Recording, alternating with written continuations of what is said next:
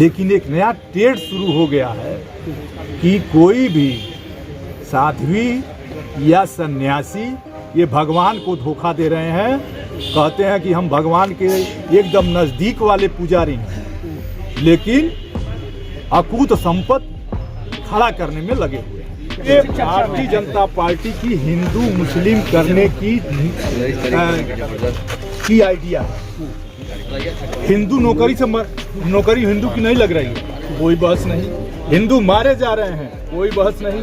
हिंदू कुंभ में हजारों हिंदू गायब हैं, उनकी संख्या भारत सरकार नहीं बता पाई, प्रदेश सरकार ने भी बताया तो झूठ बताया।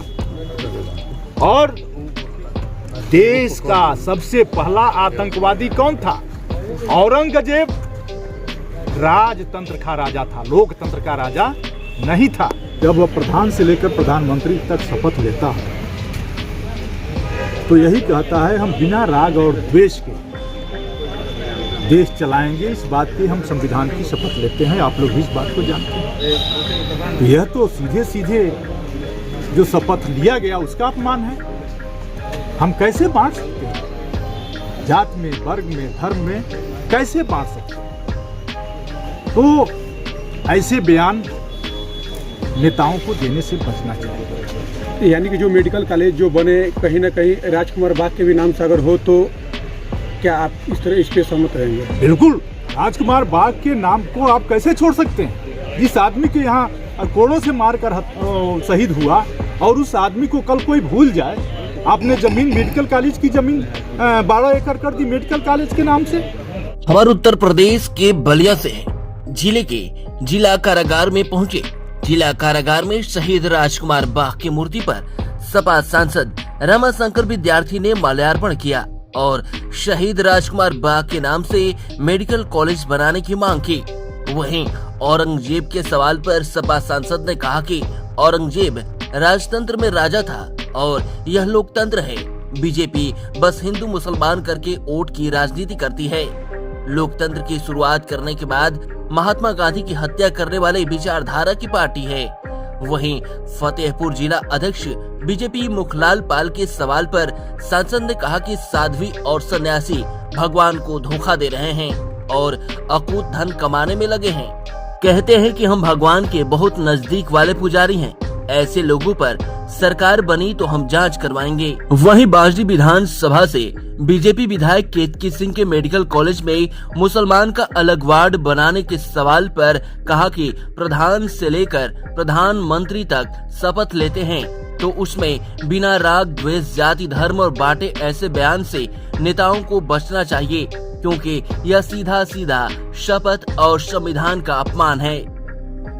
इस तरह से निरंजना ज्योति पर फतेहपुर के ही जिला अध्यक्ष, भाजपा जिला अध्यक्ष ने 300 बीघा जमीन सहित कई जमीन पर वसूली और मोरंग पर वसूली, खाद्यान्नों पर वसूली के आरोप लगाए हैं। जिला अध्यक्ष फतेहपुर के साध्वी निरंजना ज्योति पर क्या कहेंगे इस पे? साध्वी निरंजना ज्योति के बयान को देखिए, साध्वी पर लूट और गुर्जर जो विधायक हैं भारतीय जनता पार्टी के, उनके बयान को भी आप लोग सुन रहे होंगे। भारतीय जनता पार्टी कहती है कि सारे अपराधी जेल में चले गए हैं या प्रदेश छोड़ करके भाग गए हैं, लेकिन सही माने में सारे अपराधी प्रदेश छोड़ करके आ गए हैं और अपराध छोड़ भाजपा में शामिल हो गए हैं। सारे अपराधी भाजपा में शामिल हो गए हैं। ये गरीबों का घर उजाड़ रहे हैं, जमीनें कब्जा कर रहे हैं, मकानें कब्जा कर रहे हैं, अपराध में लीन है, गाँव में चलना दूभर हो गया है, भ्रष्टाचार का आलम इतना है। अभी आप लोग देखे होंगे मीडिया में कि मुख्यमंत्री जी ने भ्रष्टाचार के कारण एक अधिकारी पर कार्रवाई की है। किस थाने में भ्रष्टाचार नहीं है? किस तहसील में भ्रष्टाचार नहीं है? बहराइच में एक मंत्री जाते हैं, जल मंत्री, एक टंकी का उद्घाटन करने, और ज्यों ही जल मिशन का, और ज्यों ही वहां से आते हैं वो टंकी भर भरा के गिर जा रही है। तो भ्रष्टाचार में संपूर्ण उत्तर प्रदेश डूबा हुआ है। अब जनता मन बना रही है, भ्रष्टाचार से मुक्ति का मन बना रही है। साध्वी सामंतवाद के साध्वी पर क्या कहेंगे सर? एक साध्वी पर आरोप लगाया, उन्हीं के पार्टी के अध्यक्ष। क्या उनको भी पूरी अपराधी सरकार, पूरी पार्टी, समझ भारतीय जनता पार्टी अकंठ डूबी हुई है। एक साध्वी की बात क्यों कर रहे हैं? सब डूबे हुए हैं। नहीं पूरी बात बताया रामाशंकर देखिए राजभर सांसद जी बताइए, ने। साधु और एक आदमी सन्यासी, है। एक साधु और सन्यासी कभी भी धन अर्जित करता नहीं है, लेकिन एक नया ट्रेड शुरू हो गया है कि कोई भी साध्वी या सन्यासी ये भगवान को धोखा दे रहे हैं। कहते हैं कि हम भगवान के एकदम नज़दीक वाले पुजारी हैं, लेकिन अकूत संपत्ति खड़ा करने में लगे हुए हैं। सरकार बनेगी तो जांच भी होगी, सर कराएंगे? अवश्य जांच कराएंगे। ये भी हमारे सरकार- नेता अखिलेश यादव निश्चित जी जांच कराएंगे। जांच कराएंगे। और सर एक चीज़ और, जिस तरह से पूरे देश में इस समय औरंगजेब का मुद्दा, विकास छोड़कर औरंगजेब का मुद्दा छाया हुआ है, तो जितना औरंगजेब तो अपने जमाने में चर्चित नहीं था, उससे ज्यादा इस समय ये चर्चा में भारतीय है। जनता पार्टी की हिंदू मुस्लिम करने की आइडिया है। हिंदू नौकरी से नौकरी हिंदू की नहीं लग रही है, कोई बहस नहीं। हिंदू मारे जा रहे हैं, कोई बहस नहीं।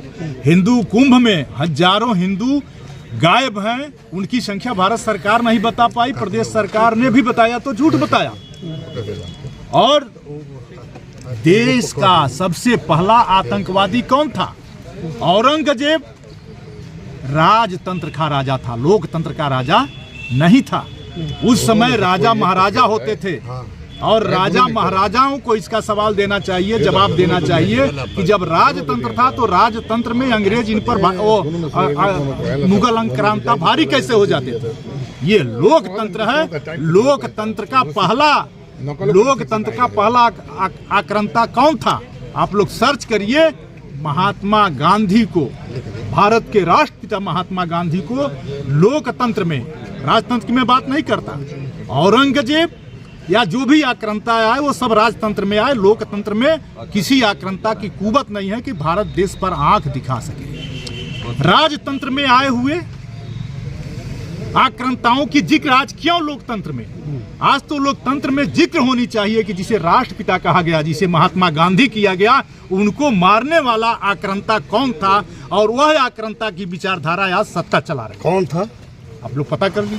बीजेपी के केतकी सिंह, उन्होंने मुसलमानों को अलग, इसी भूमि को अलग मुसलमानों को बांट देने की बात कही, क्या कहना है इसको? जब वह प्रधान से लेकर प्रधानमंत्री तक शपथ लेता है तो यही कहता है हम बिना राग और द्वेष के देश चलाएंगे। इस बात की हम संविधान की शपथ लेते हैं, आप लोग भी इस बात को जानते हैं। तो यह तो सीधे सीधे जो शपथ लिया गया उसका अपमान है। हम कैसे बांट सकते हैं?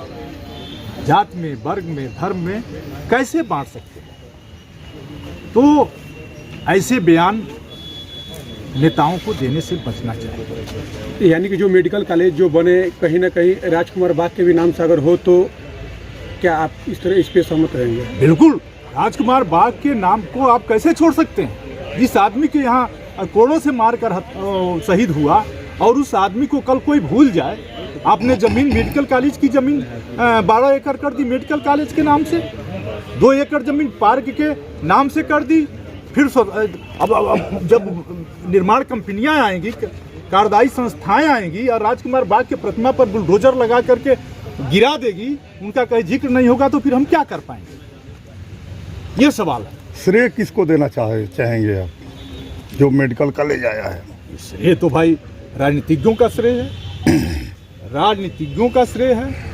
आप पहले भाजपा के लोगों से पूछ लीजिए कि किसको श्रेय दिया जाए, बांसडी को दिया जाए कि देवरिया को दिया जाए, ये उनका मामला है।